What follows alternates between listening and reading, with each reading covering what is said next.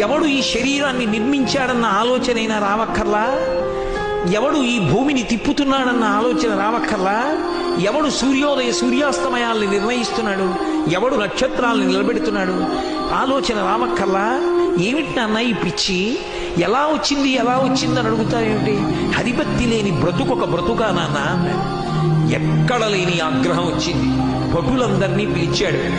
వీడు హరిభక్తి విడిచిపెట్టి వచ్చిన పాదముల మీద పడే పర్యంతము భయంకరమైన శిక్షలు వేయండి అన్నాడు. తీసుకెళ్లారు.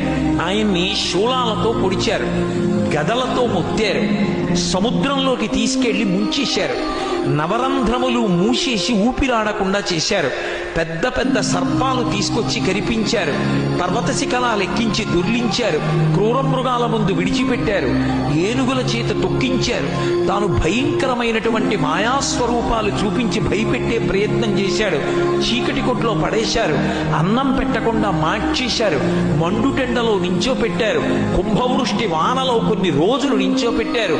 ఇన్ని చేసినా తన్ను నిశాచరుల్ పొడవ దైత్యకుమారుడు మాటిమాటికో పన్నగశాయి, ఓ తనుజభంజన, ఓ జగదీశ, ఓ సర్వాపన్న శరణ్య అంచు నుతించు కాని తా కన్నులత నీరుతాడు భయకంప సమేతుడు కాడు భూవరా.